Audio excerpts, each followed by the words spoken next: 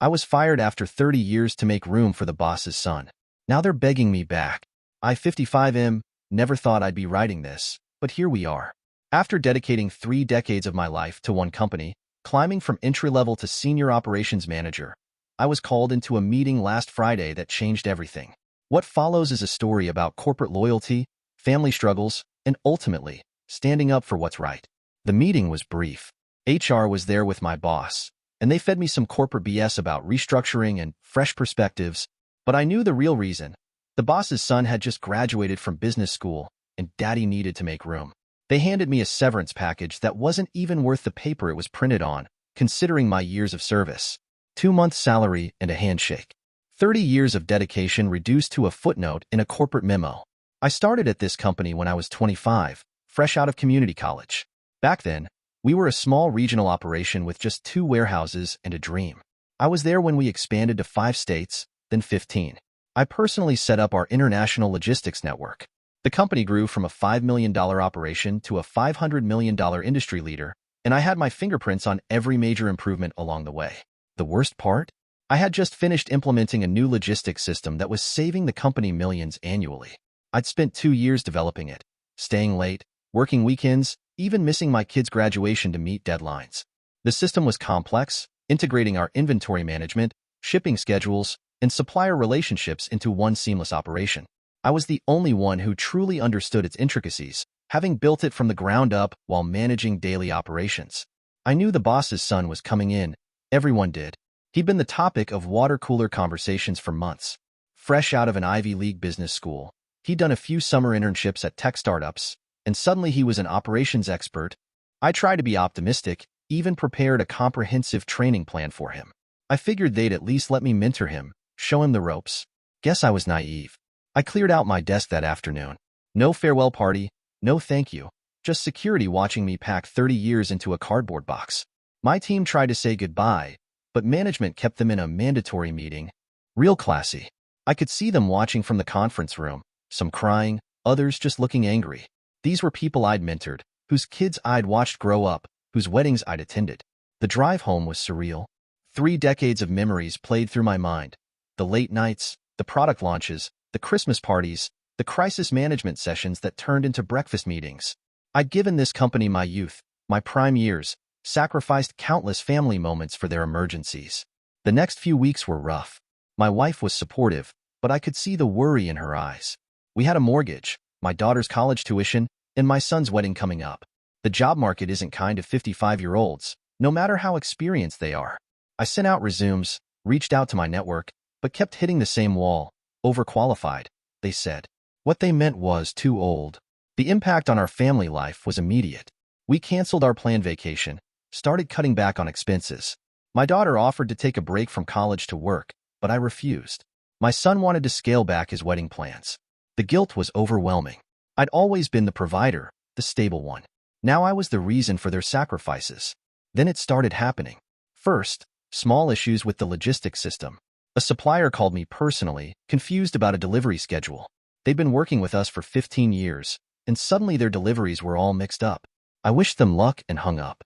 Then bigger problems emerged. I heard through former colleagues that inventory was a mess, deliveries were late, and costs were spiraling. The boss's son, fresh out of business school with his fancy degree and 0 real-world experience, was drowning. He'd made improvements to my system without understanding the underlying architecture. It was like watching someone try to perform surgery after watching a few YouTube videos. The automated scheduling system I'd built relied on complex algorithms that considered everything from weather patterns to local traffic conditions. He'd simplified it into a basic spreadsheet. My old team was trying their best to hold things together, but they were fighting a losing battle. The system wasn't just about software. It was about relationships, understanding the quirks of different suppliers, knowing which shipping companies performed better in which regions. It was 30 years of institutional knowledge encoded into a digital framework. 3 months after my firing, my phone rang. It was my old boss, trying to sound casual. "We'd love to have you consult on some operational issues." I let him squirm through the conversation before declining. A week later, HR called with a formal offer, double my old salary, plus bonuses. The next day, one of the board members called. Apparently, their quarterly numbers were a disaster. I did some digging through my industry contacts. The company had lost 3 major clients in 2 months. Their legendary 98% on-time delivery rate had dropped to 75%. Warehouse efficiency was down 40%. The new system implemented by the boss's son had caused a ripple effect throughout the entire operation. One warehouse had shipped the same order 3 times, while another had nothing going out for days. The financial impact was staggering. Emergency shipping costs to meet deadlines were eating into profits. Suppliers were demanding better terms due to constant schedule changes. Some had even started requiring prepayment, destroying the company's cash flow management. The sophisticated just-in-time inventory system I'd built was in shambles. I thought about it. The money was tempting, especially with all our financial commitments. My son's wedding was looking more like a backyard barbecue than the celebration he deserved.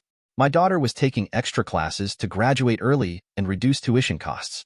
My wife had gone back to teaching summer school to help with bills. But then I remembered cleaning out my desk while security watched. I remembered missing my kids' graduation for a company that discarded me like yesterday's trash. I remembered the look on my team's faces as they watched me leave. The company hadn't just betrayed me. They'd betrayed the principle of earning your position through hard work and merit. I called back and made my own offer. I'd return, but as an independent consultant, at my rates. I'd train their team properly this time, document everything, and ensure they couldn't pull this again with someone else. But I had conditions. 1. The boss's son would start from entry-level, learning each department like everyone else. 2. I would establish a formal mentorship program for all employees. 3. My old team members would all receive raises and promotions they'd been denied. 4. The company would establish an education assistance program for warehouse workers. 5. All future executive positions would require at least 5 years of floor experience. There was silence on the other end. Then, we'll need to discuss this internally. 2 days later, they accepted every term. Turns out, their largest client, a Fortune 500 company I'd personally brought in years ago, was threatening to walk due to constant logistics issues. They'd already moved 30% of their business to competitors. The boss's son? He's starting in the warehouse next week, learning the business from the ground up like I did 30 years ago. I start Monday, but this time on my terms. My first order of business? Setting up a proper training program for the warehouse staff, including the boss's son. Sometimes karma needs a little help, and sometimes the best revenge is forcing positive change. The company's paying me triple my old salary as a consultant, which means my son's wedding is back on track, and my daughter can finish school without rushing. More importantly, I'm helping build something sustainable.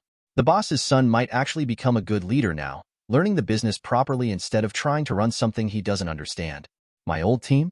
They're thriving under the new structure. 3 have already received promotions, and 2 are in line for executive positions. The warehouse workers are signing up for education assistance in droves. Turns out, when you invest in people, they tend to surprise you. Edit. Since this blew up, I want to clarify something. This isn't about revenge. It's about respect, not just for me, but for every employee who puts their heart into their work.